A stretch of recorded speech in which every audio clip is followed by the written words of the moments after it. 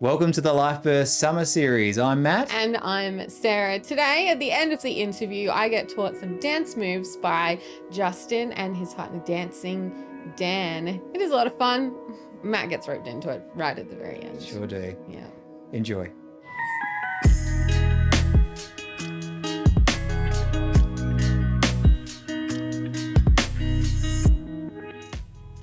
This is Life Burst. I'm Sarah. And I'm Matt. It's great that you could join us today as we hear another story of a real life, everyday person just like you or your neighbour. And this week, he was in the studio last week, but we get to hear his story today. Justin, welcome today. Thanks so much for having me.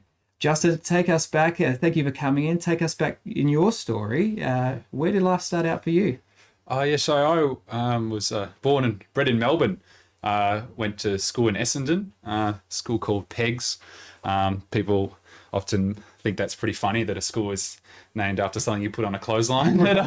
So is it like short for something? Yeah, so it stands for Penley and Essendon Grammar School. Okay. Yeah, so that the junior campus was in Essendon, and then I went to school in East Keilor, the secondary campus. So, went all the way through to kindy to year 12 there. My dad is actually from Lobethal, mum from Mount Barker. Okay. So here we are in Adelaide, a bit of family roots. Back to where it all began for the moment. Yeah. What was life growing up like in Melbourne? Generally great. I loved it. There was definitely no shortage of things to do. There was always lots of opportunity, and the school I went to was very big on an opportunity on sport or academics, or there was always things happening, always things going on. And mum and dad would always be pretty active in taking us out on the weekend to do family stuff, family bike rides or different things like that. Followed the footy pretty closely. Mum and dad both being from Adelaide, I was brought up to go for Adelaide. So in Melbourne, I was a bit of a minority. Yeah, a bit of a minority. Yeah. So so that was always interesting. Build some resilience. That's right. Yeah, got to get resilience early on. Yeah. Sitting next to you, however, we better point out, if people didn't watch last week's, if you didn't, go back, watch it again, is Dancing Dan as well. And we'll talk a little bit more about how he comes into the picture as time goes on. Yeah, and we should say too, stay with us because later on we are going to see these guys bust a few moves and teach you a few dance moves along the way. Dance is a part of this story as well. But before we get there, growing up, going to school, you talked about being into sport at the school, those kind of things. Was sport one of the things that was a big part of your life? Reasonably. I suppose I did Auskick, used to do Auskick and then Saturday morning swimming, played a bit of tennis. So I suppose generally we were encouraged to give everything a go. That was kind of the thing. I wasn't overly athletic. I was definitely always one of the shorter kids. But I was always keen to give things a go. Life was, it was busy. There was definitely no shortage of things to do. What about other siblings around you? Yes, I've got a younger brother, Elliot. He's 2.5 years younger than I, and we were very close and still are. Used to do a lot together. We had a park next door to our house, and so that was a real godsend, being able to hang out there. And it was definitely a lifesaver. And I suppose we also kind of grew up in the era of video games a lot coming, and so we used to look forward to that and do that together and that kind of thing. So pretty typical, really. It was sport, video games, and whatever else mum and dad told you to do. So what was the first video game console that you guys got? Oh gosh, I reckon I think getting the Game Boy, that was pretty good. Pokemon Gold and Silver back in the day.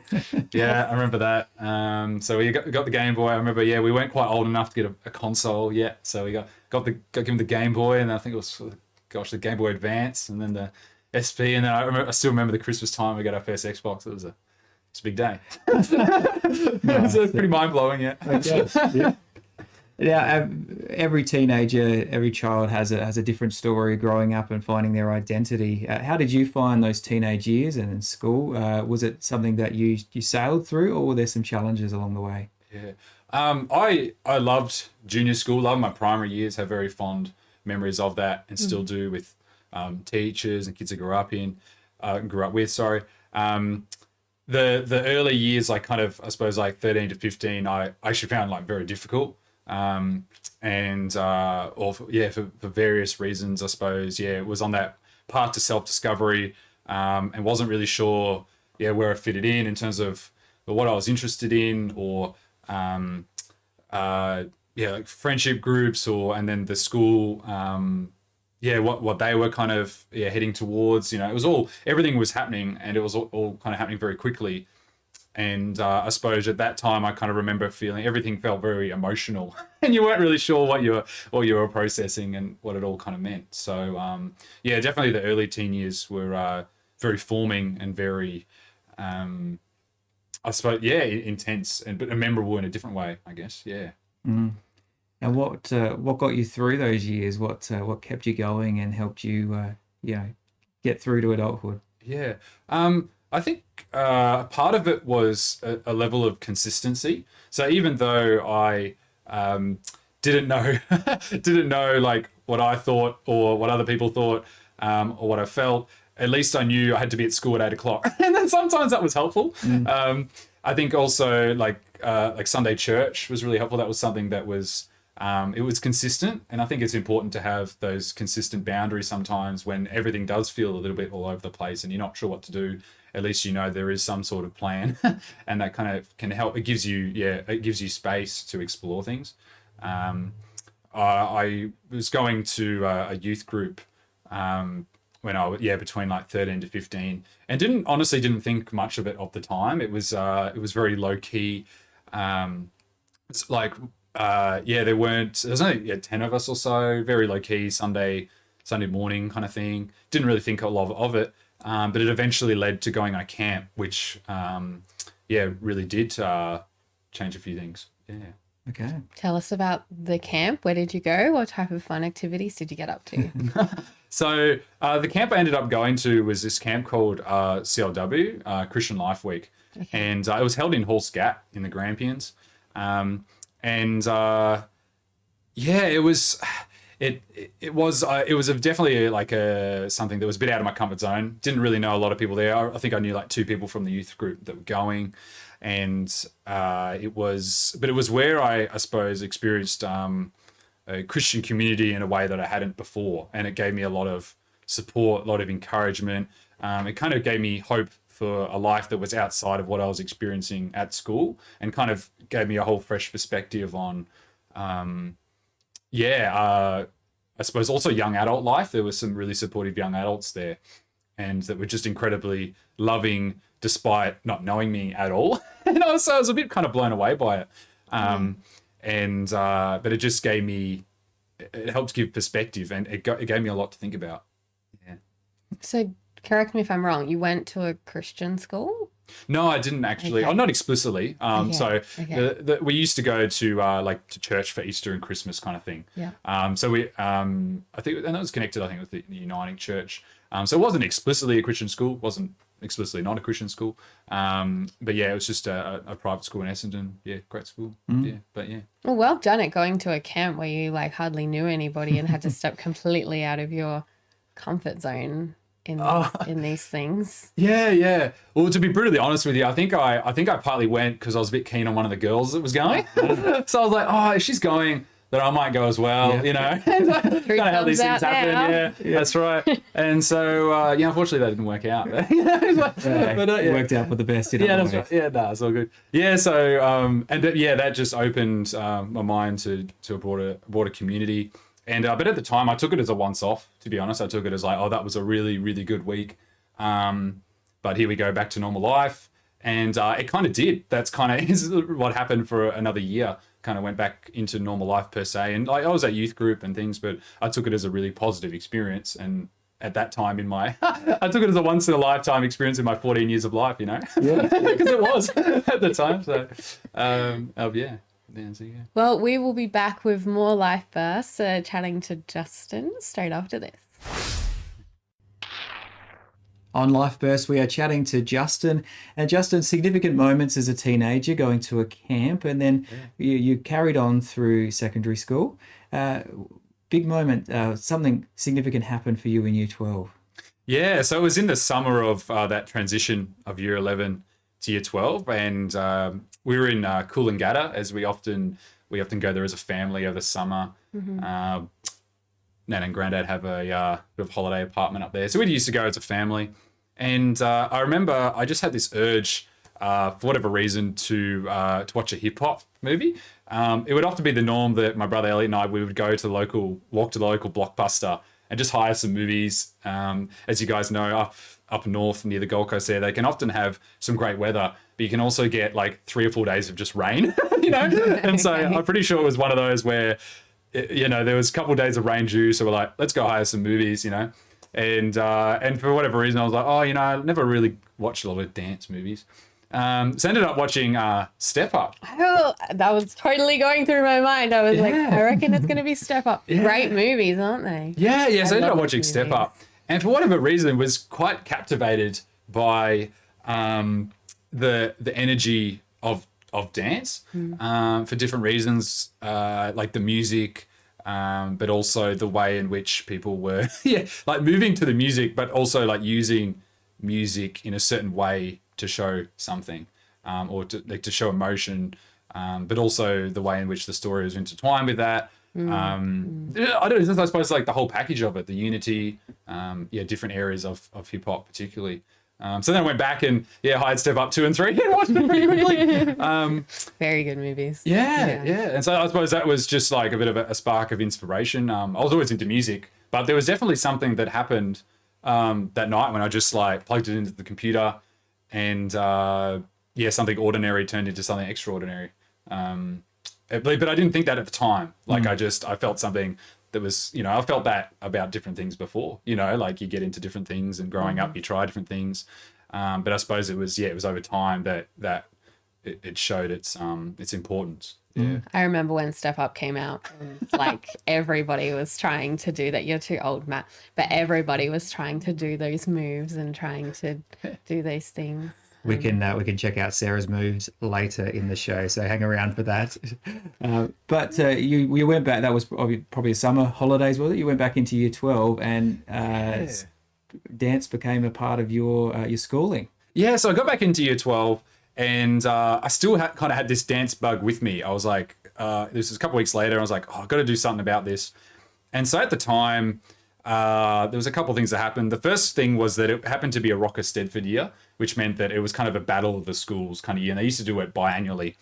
And I thought, I actually tried Rocker Stedford in year 10 and didn't really like it because there weren't like a lot of guys doing it. And I just felt very alone and I remember going up to the teacher at the end and being like, I'm so sorry, but I just don't think it's for me. And he's like, it's all right. It's all right. You kind of and that was it. And so I'd kind of given dance a go, but this had given me a fresh kind of inspiration. And the first, what would you call, like tryouts or rehearsal or whatever, happened to be after school. But I remember it being like a kind of an awkward time. It was like 5 o'clock. And so I decided to hang around at school afterwards because there was no point in going home. I think I went and got some food.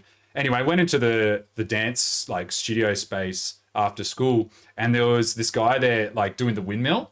He was just practicing as I was walking in the room. And I was like, oh, that looks like something I saw out of Step Up or something. I was quite captivated by that. And I got talking to him. And a few days before that, I'd done a bit of Googling and was just like looking up hip hop classes. And I said, do you know of like Passion Studio in the city? And he's like, dude, I go there every Saturday, And so I just connected with this guy, Michael. And throughout year 12, we would go to this space. We technically shouldn't be there because should have been like teacher supervised, but we kind of went there and we used to just practice, and he would teach me how to break dance. And he was very determined. He was very diligent, and he would really push me to kind of like, come on, man. Cause he'd been doing it for about 1.5 years, 2 years at that time. And so he was quite ahead of me because he was so driven. And so I was like kind of playing catch up. But I really like enjoyed that time. And at the time it was quite strange, like, cause he was in year 11, I was in year 12. And so we both, in school, most people hang out with the kids you're in the year level with. But he was the only one doing breakdance. I was the only one who wanted to learn breakdance. So it just kind of happened. I think I ended up doing Rocker Stedford because of like the work commitment of year 12, but I was like, oh, well, let's just hang out. And so a lot of the school time, the lunch times were spent working towards something for the year 12 formal. Okay. Yeah. Right. Nice. Yeah. So Love can it. we ask, Go. come formal? How did that pan out? How did that go? I'm pretty sure it was. We were waiting Talk for. us through. Talk us through. I could see. Yeah. Rock up. Tell us. Well, Do it. yeah, we had a bit of. We had like I remember we had like 3 little we call them sets, which were like a set of little mini routines that we had planned. Okay. And we were waiting for the right song, but it didn't really come. and he was like, "Let's just do it to this song." And it was like Rihanna. It was like, "Want you to make me feel like I'm the only guy in the world." And I'm like, "This isn't like a hip hop song." And he's like, "Dude, we're gonna run out of time. Just do something." And so we decided to start dancing. We just formed like this freestyle circle, freestyle circle where people were getting in and doing a few funny things. And gosh, I remember like stuffed up quite a couple times, but no one really expected it because we'd kind of been practicing in secret. So that was a bit of fun. I quite enjoyed that. I had quite fun. Pretty sure I got that on camera somewhere. but yeah, no, it's good. Yeah, so it was a good time. So as you had your formal, you finished year 12. Did you at that point think dance is going to be a part of my future, or were there other paths that you felt you needed to take?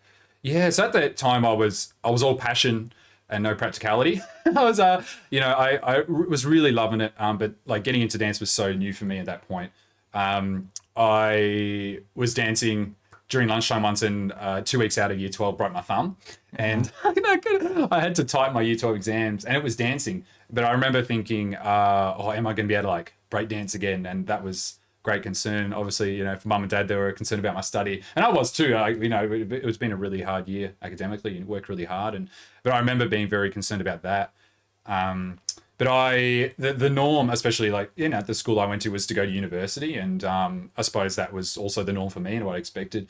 But there's no such thing as a degree in hip hop per se, at least here in Australia. So I was a bit not sure what to do.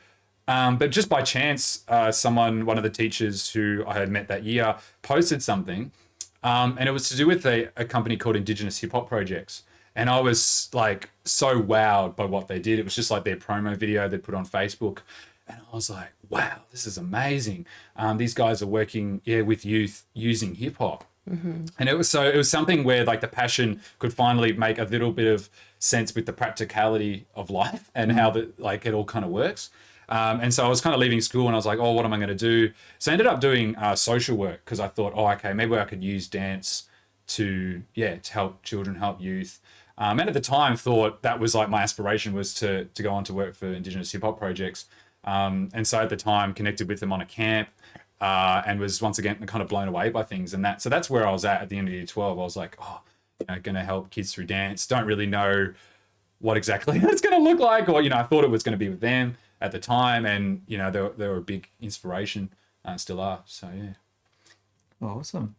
So, so you had that kind of leaning, that direction, but you didn't end up with working with them. That's right. Yeah. So I got into uni and connected with the RMIT Funkadelic Dance Club, and that was a really good training ground. Like, so ended up being at uni for 5 years in the end, and that was a time of like you could compile it into a training montage. We were practicing a lot, and I was super inspired by the people there.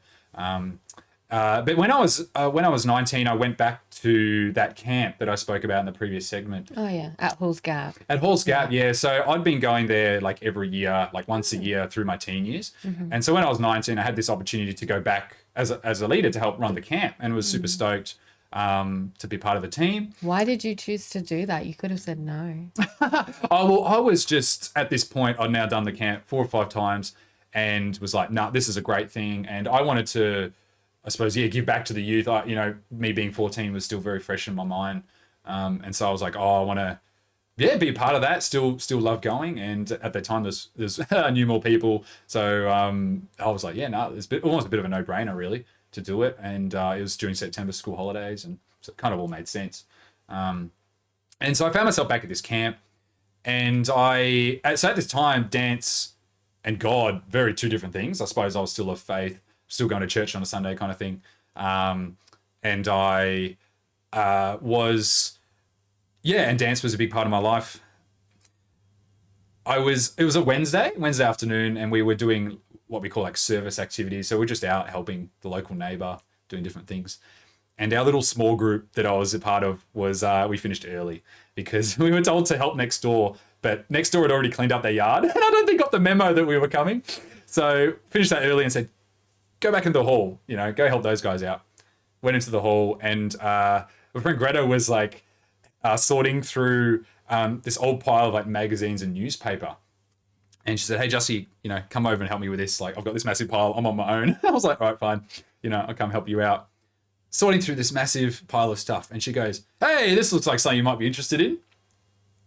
And we're going to stop right there, and we'll be back to find out what it is straight after this on Life Burst with Sarah and Matt. So what did you find in the pile? Well, yes, there was a number of different books. And but all of a sudden, Greta just goes, hey, Justin, have a look at this. And so I was kind of looking the other way, turns and gives it to me. And it was this book right here, Real. And I was like, oh, this looks very hip-hop.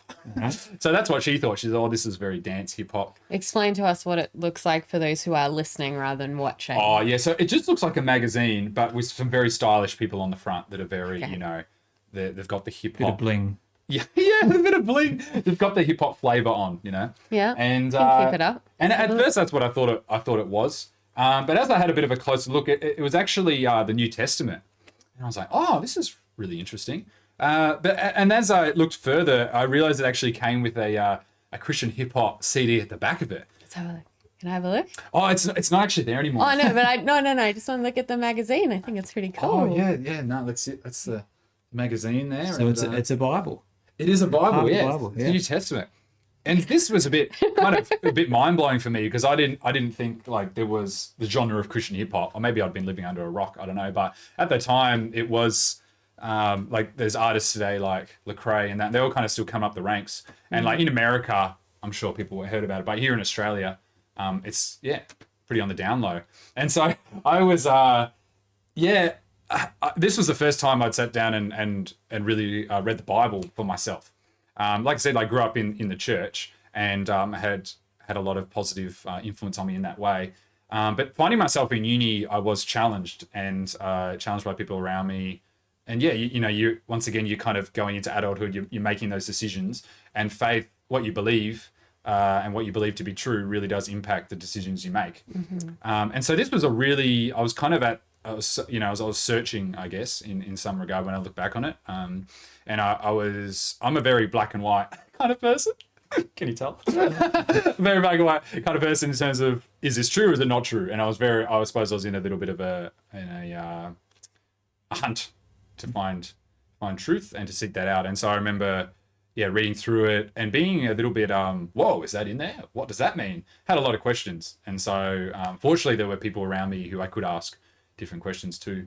But that was, I suppose, the time when dance and faith first took a step towards each other. Okay. How did you feel inside of you when you picked up this magazine and you're reading it and then all this other stuff, all these questions and everything, and you started to come a bit closer? How'd you feel inside? It felt familiar, but unfamiliar enough to still be incredibly exciting. Okay. So there was a part of it that felt like, oh, this is really me, but also a part of it that was like, this could be who I want to be. So it was a perfect blend between where I was at, but also where something that I could look at and be like, oh, I want to get there or something. I suppose that when I grew up, I was always very goal orientated and very achievement based. It's just kind of a little bit of my personality perhaps, and how I was brought up and different things. But I suppose I looked at it and I suppose I felt inspired. Wanted to kind of see what was all. I just wanted to keep going into it. I felt like I was onto something that was a bit of a gem. It was a bit of a treasure that, for whatever reason, it popped out to me, and I suppose that was worth going after. Right. Yeah. So you were still doing social work at the time? You're still studying? Yeah. So at the time I was at uni, and got involved in the dance club. And at that time also got involved in the salsa club. And so that kind of also broadened my horizons in terms of different dance styles.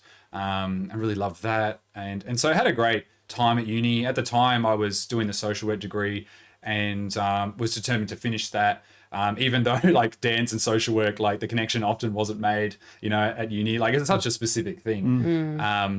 And so I decided to, like kept going with uni, kept dancing, and kind of just kept. It was just very much a one step at a time thing, and was learning a lot, and kind of figuring out where I fitted into things. You'd come across things and be like, oh, that's mostly me, but it's also kind of not. And eventually, through Christian Union, I ended up in an event called NTE, the National Training Event in Canberra. Okay, what's that? What? I've never heard of that before. What's that? So basically, what it is it's an event put on to train or to equip uni students who are exploring Christian faith and to come together as one community from different universities. It's a social thing, but to learn more about Christian faith and to equip people to then share that with other people. And at the time, it was a little bit of a no-brainer as well to go because my friends were going. And I remember that the first seminar or like the first talk that was given was a little bit, I suppose it was evangelistically focused. And the guy heading it up, I think he still does, his name is Richard Chin. And I remember there was maybe like 2,000 like uni students there. And it's held where they have, I think it's where they have like Summer Nats in Canberra, a big convention center. And they had like tables of 10 people, spread out in this massive like hall. And he happened to be on the table, like 2 tables across from me. I kind of see him from a distance. And for whatever reason at this time, so once again, like dance and faith had kind of been bubbling away. And something that he said in his talk inspired me to think about, how could dance and faith connect? So I went and approached him. And, he seemed pretty busy in conversation. But for whatever reason, I felt prompted to go and speak to him at that time. And I said, hey, do you know anything about dance and faith? Those two things on, in mission, in using it in faith. And he stopped and he thought about it for a sec. And I thought, he's not going to say it. He's going to be like, no, got no idea. That's what I thought he was going to say. And he said, have you heard about the OM Logos ship? Okay. And I said, no, I haven't. And he said, well, there's different artists on board that ship. That there's actors, and then he's like, I think there's dancers, and he said you should Google it up. Anyway, so camp went on, and when I got home, I did, and I found what they call like a short-term like outreach, so like a short-term trip, and it was in Portugal, and it was using dance. It was other people who were of Christian faith coming together to share dance. And I was like, whoa, I suppose I'm going to that. It just that's just where it happened to be. That was the outreach opportunity. And so when I was, must have been about 23 by this point, decided that I would do this outreach in Portugal. And we all met at a conference called Transform. And this was actually in Rome. And so there was different, a bit like Richard was saying, there was different artists and different people with different skills. So there was skaters, there was parkour people, there was surfers. And the idea that we would all meet in Rome for this conference for a place to worship God, but also to learn more about God, to then go into different cities around the Mediterranean and do what we love to do and express that through faith. Wow, okay. That's huge. It is, yeah. So what was life like then being for that time on the ship and then in Portugal what was the experience like for you? Yeah, so I actually never ended up doing the ship. Oh, you didn't do the ship? No, I actually didn't do the ship and still haven't. I don't know if I ever, I don't want to cancel it out. Still got your land legs. Yeah, that's still got land legs. But I suppose that's what a lot of people would know OM for is that the ship ministry. So that drew you to Rome though, that conversation. Yeah. So and at the time, because I was still at uni, I couldn't like the ship. I think is like a 6-month a year kind of commitment thing. So this kind of was a good taster, and it just felt like the next step. And I was like, well, don't know anything about this, so let's go to Rome. Managed to fit it in, and so I found myself in Rome with a couple other dancers, and was super excited about the whole thing. Was very excited about it. And, I remember I'd been practicing and didn't really know what to expect. Just thought I should come prepared. So I found myself on the Monday practicing the routine and was probably a bit over keen was very keen to give it my all. And but the next day, gosh, I could hardly get out of bed. Yeah, I remember there was a few steps leading to the room we were staying in, and I thought, oh my goodness, it feels like I've been stabbed in the quad 3 times with my right leg, and was feeling a little bit, I suppose, disheartened, beating myself up a little bit, like, oh, should have stretched on the plane, or should have been a little bit, had a bit more self-control, or whatever it was. Maybe I didn't, maybe it wasn't fit enough. Lots of ideas were going through my head. And also, I suppose, ideas of, am I supposed to be here? Was this all a big waste of time and money? Wasn't really sure what to do. Didn't really, and felt kind of ashamed. Didn't want to talk. Didn't want to tell anyone about it. And I was like, oh, well, it's just an injury. People get injured. It's not really a big deal. And I suppose had that mindset of, I'll get by somehow, I'll figure something out. Anyway, so I got to Wednesday, and we went into the city of Rome. We caught like the bus coach. We all went together. And I remember, stepping down those like steps on the bus thinking, oh, it's going to be a long day.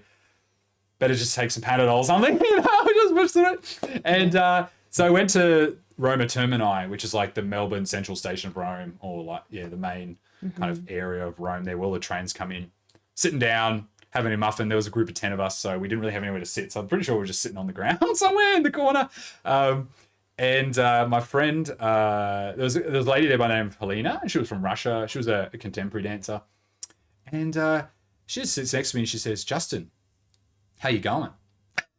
And I remember just responding like a lot of people do when you say, how are you? I just said, oh yeah, I'm all right. How are you going? Didn't really think much of it. But for whatever reason, she could tell that something wasn't quite right.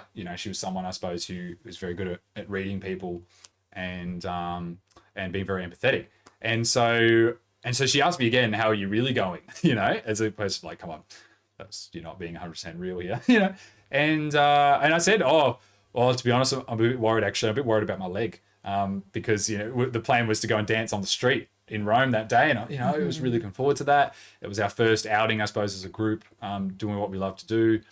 And it was the moment. Well, that I was going to look forward to. Okay, well, we'll pause there and come back. We are chatting to Justin. This is Life Burst with Sarah and Matt.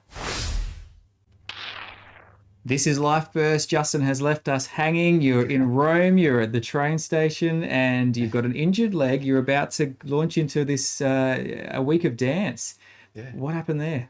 Well, so here I was sitting at this train station with Helena, was having a chat. And but she then became aware of this injury that I had, and her response really kind of blew me away in terms of like, most people would say, "Oh, I'm really sorry to hear that. You'll be fine."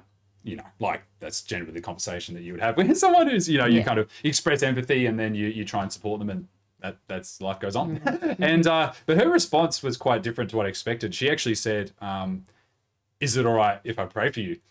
And I was like, yeah, sure. And when she said that, like, I thought she meant, like pray for you from a place of empathy, which would make total sense. But she was actually talking specifically more about my physical injury.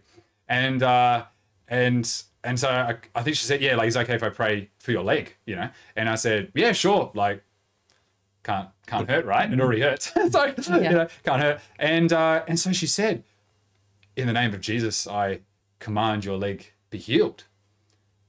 And it worked. And I said, and so I got up and I was like, whoa, it worked. I did a bit of stretching and I was like, whoa, it worked. And she wasn't actually too surprised, and she responded by saying, it's because Jesus is alive. And for that, at that time, that really hit me in a way it's never hit me before, I guess. I went from like something that I knew to something, that became like really real in here. But in a sense that it really, God was like with us in that moment. He was there. And it was almost like, it was like a touch of the Father that I never felt before, in a way that was, I suppose, more tangible than I ever felt before. So there was like different emotions going on at the time, and times of like, am I just, doubt. Like, am I imagining this? Is this something that isn't right? And so it's quite funny because I went and spoke to like, the leader, Linda, at the time, and was like, oh, Linda, like, Helena just prayed for me. I think my leg's better. And she's like, really? and it just kept walking. And I was like, no, I think this is a big moment. Like, I think this is like a big thing. And so, and everyone, you know, Helena was kind of like, oh yeah, like, no, like, I think, yeah. And so I don't think it had, it was like, it's not something that she hadn't seen before. And so she wasn't kind of like blown away by it. Linda, I think, was kind of occupied with, okay, I'm leading the team. This is where we got to go. So sorry, Justin, my mind's in a different space. And I was kind of just following. We had a bit of a walk from like where we were going to, from the station to where we were going to dance. And so I remember doing the whole thing, being like, I'm pretty sure it's feeling better, you know, like, and so yeah, we danced, and we actually got to connect with people on that day because we danced out in the front of the Coliseum, and when you go to the Coliseum, there's quite a line of people to get in there. And so a number of other crazy things followed that day, and so it was just, I suppose, a day where God's touch and his favor was on it. And but for me, the impact was, it was like it was a ripple effect, more specifically around this, like God saying, I really take seriously this dance thing that you know that I've given you this gift of dance, and I that's something that he wanted me to take seriously and to really think about. And the broader impact of how that would impact other people. And so that was the moment. It was a checkpoint, I guess, where I was like, okay. And then at that point, I suppose, and like reflecting on that, I looked back at everything like I've spoken about, and everything kind of made a bit more sense. And I was like, oh, okay, maybe this is kind of building towards something, and it does all matter, and maybe there is kind of a reason for things. And so it's just but at the time, it was just, I suppose, it was the next checkpoint. It was a significant one, but it was just another checkpoint. Right. So that's very significant. Can I just say that? Like, not many people that get to experience that, and well done to your friend that obeyed and came over and did that for you as well. Yeah, that's awesome. So at that checkpoint, another significant moment. How did your life change from there? The trajectory of what you were going to do when you came back home? Yeah, so at that point, I still had one more year of uni to go. So I came back and I decided to go back to Portugal the next year, because they did the mission was in Portugal again. And at the time, I was actually like in a long distance relationship from someone from Portugal. So it kind of all made sense. I was like, oh, you know, see her, do the mission trip. Like, it all kind of makes sense, you know, bit of a no, even though it's like on the other side of the world, like it all kind of made sense. So I was like, oh, well, I'll go and do this thing. And at that point, I had a bit more of a significant role in the trip. And at that time, it was also, it was, I suppose we'd say, like, the call was confirmed, or like at that point it was cemented. Like, there was a number of things that happened on that trip, not in terms of that kind of significance, but in terms of using dance to impact other people. And I had a few decisions that I could make around that, and was like, oh, we decided to do this, we'll do this. And particularly in terms of on the streets. And I was like, nah, this is like definitely something that is totally in my element, more than anything else that I have done before. And so then before I left that time, I decided Freestyle Dance Ministry, it's going to be a thing. I'm going to do it before I talk myself out of it, or someone else tries to talk me out of it. I better just do something before I get home, because I knew that when I was going to go home, you have that time where life hits you, or reality hits you. And I was very aware that was going to happen, and it's not necessarily a bad thing, but I didn't want to give myself the opportunity to forget about it again, or like to not take it seriously. And so I decided, before I left, it was like, so this is like probably like mid-August 2016, that Freestyle Dance Ministry was going to be a thing, and I didn't know what it was or what it was going to look like. I had hope that it could be something, and that there was something there that had to be used and utilized back in Australia, because I didn't know of anything in Australia at the time. So I came back and ended up working for the Salvation Army initially. Because I just finished uni, and so and obviously like when you start something, or there's no base. It's a big thing to start something new. I know what that's like. It's a huge thing to do, to start something new. So how does Dan come into this story?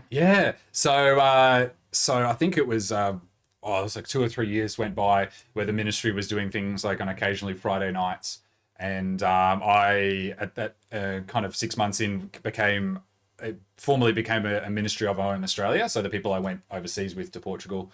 And a part of what OM does is they do an event called Teen Street, which is also like a camp, like Christian Life Week, but on a bigger scale, I guess. And it was in Brisbane. And so naturally, part of being OM, doing a bit of a dance thing, went to Teen Street to do a bit of a dance thing. And Dan was also helping out at Teen Street, and Dan was from Adelaide. He'd flown up. And so I'd come from Melbourne, Dan come from Adelaide. And it was in between one of the main just talk sessions. Dan just started dancing, kind of formed his own dance circle. And I had a few Yui Boom speakers that were out. And I remember like watching Dan dance and thinking, one of my first thoughts were that it was very original. You know, I've never really seen anyone dance like Dan. Yeah. And but it was kind of captivated by his energy and just his lack of inhibition, I guess, to just want to do something. And I was like, oh, okay, well, I suppose and then followed by, I think, going into the dance circle and just to show him that you're not alone. I'm a dancer too. So like, you know, I'll support you in this. And, we'll just have this random kind of like, flash mob almost kind of thing happening. And then I think, we just naturally got talking afterwards. And I mean, there's a lot of people, once again, 600 people here. So we were both, connected with other circles, but just introduce each other and encourage each other in dance and faith. And then a couple of years later, reconnected. So good. Well, you guys are on the road and you work together. We've heard a bit of Dan's story, and it's just so good to hear the background to what you do. Freestyle Dance is your ministry. You're in schools and different things. You're heading out to, around the different states on the road. Before we go, though, as we close, and we're going to have a few dance moves taught very soon. If you had one piece of advice, Justin, to give to our listeners and viewers today, what would that be? I suppose if you're listening and watching today, I suppose one thing that I've realized is that faith and what you build your life on is very important. And I suppose if you haven't thought about it before, I would definitely encourage you to think about it. And if you're watching this and you're alone, or some point of the day you're alone, I encourage you just to say something like, hey God, if you're real, just show yourself to me in a way that I can understand, and just give it a shot. Don't be afraid to do that, and just to throw it out there. I think because when I look back, it's something that has greatly impacted everything and still does. So I would definitely encourage people to think about it and to seek that out if it's something they haven't before. Excellent. That's excellent. Thank you, Justin. Our podcast and radio listeners are going to be leaving us now, so you can catch up with Life Burst wherever you get your podcasts from, and on YouTube and Facebook as well. But for everyone else, we're going to continue on to do some dance. I'm really looking forward to this. Welcome back to Life Burst, and we're outside now. And I'm still with Justin and Dan, and they're going to be teaching all of us some really simple dance moves that you can apply in your own life. Okay, take it away. So here we go. The first move before we start any workshop is to put your arms out. Okay. This serves two purposes. Make sure we've got enough space, but also to get a little bit excited. What we do is we cross our arms, and on count of 3 we say, oh yeah. Very important, yes. Okay. It's also good to buddy up as well, so you can with someone close by. That, So on the count of 3, we'll and then we'll get started. So 1, 2, 3. Oh yeah. Okay, so that's too fast. So that's okay. That's the one.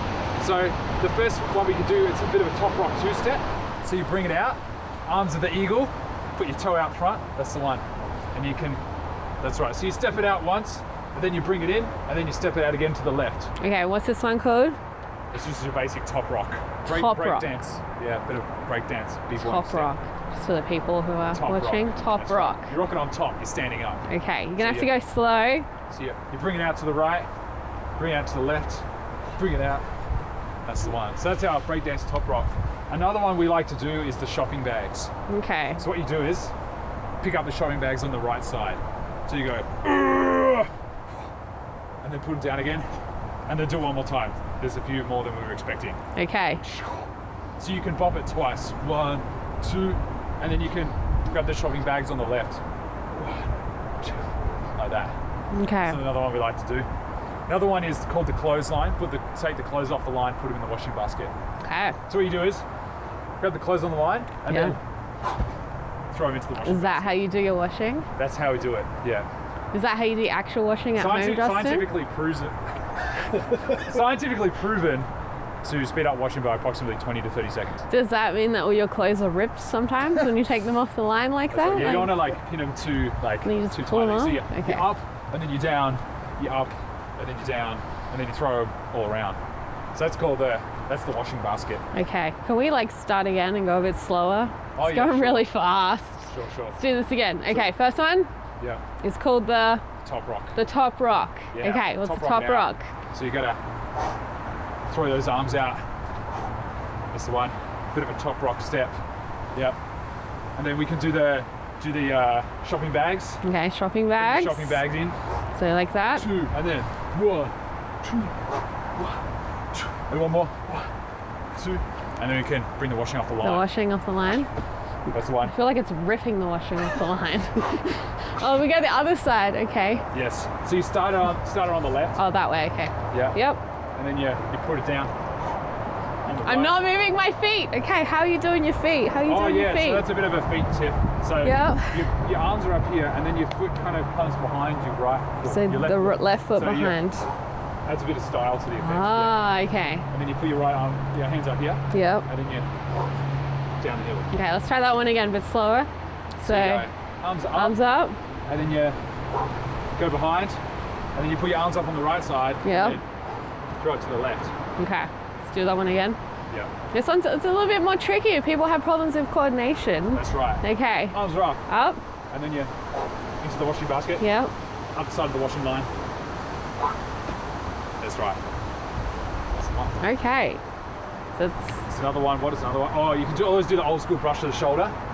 okay. So your right arm, left shoulder. Yeah. Yeah. Bit of a brush to the shoulder. And then what's another one? We do dancing Dan. We also like to do the so once you got the shopping, Okay. yeah. So Yeah. We always like to think of it as a story. Those helps you remember. Yeah. What you can do is you can open the door. So what you do is your left arm comes out, you open the door, so you step to the right and then you put the shopping down. Is that because you're putting the shopping inside your house, or? Pretty much. That's right. Good. Okay. Because we just haven't put the shopping in the car. That's right. Oh, we skipped that part. Okay. Got home somehow. That's fine. Doesn't matter. Well, speaking of cars, we also got that one too. Okay. Is the car one? Yeah, there's car one. Yeah. Okay. Is that just called the car one, or Yeah. you guys got a name Sometimes for you it? can add the whip name, so you can Oh. grab the steering wheel and reverse it. Yeah. Yeah. So that's a good one too. Okay. So, Can we go back and do the first ones and go all the way through? yeah, let's do it. Yeah. So Okay. we started with the Go started with the top slowly. rock. Go Yeah. slowly. Start with the top rock. I'm already forgetting. So you step your right foot and you bring it to the left. Yeah. Do 4 of those. 2, 3, 4. That's it. Yeah, and then we did the shopping bags. So bring on the right. 1, 2, 3, 4. 1, 2, and then so we can continue the story. Let's put the shopping bags down. So you put your left arm out. Yeah. Bring it around. Yep. Put the shopping down. Woo! Chop. Do 4 of those. 2, No. I did- 3, and then 4. Yeah, that's the one. And what else do we do? Oh, brush the shoulder. So job well done. This is a lot to take yeah. in, everybody. I'm just saying. So let's take in. Yeah. So you brush the shoulder, Yeah. and then because it's a job well done, we finish with the oh yeah. So you But put we your haven't done arms the out. car yet. Oh yeah, okay. You We can missed the drive. car one. Did we forget something? We forgot some shopping. So See? get in the car, and then reverse. Like that. There you go. Thanks for dancing with us.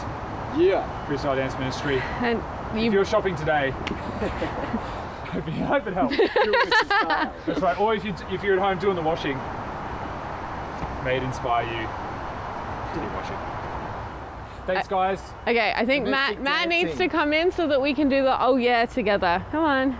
Yeah, here we You go. can't get out. You can get out of everything else, That's but right. So not you guys this. can buddy up with your oh yeah, and Dan and I will buddy up. Okay. So we go. You got to teach him how to do it. So your arms are out. You 1, 2, 3, and you. That's the one. Yeah. On the You count got of to 3. say it. We're ready. We're ready. 1, 2, 3. Oh, yeah. This has been Life Bursts. You can catch up with us wherever you get wherever you get your podcast from, and on YouTube and Facebook as well. I'm Sarah. And I'm Matt. Thanks for joining us.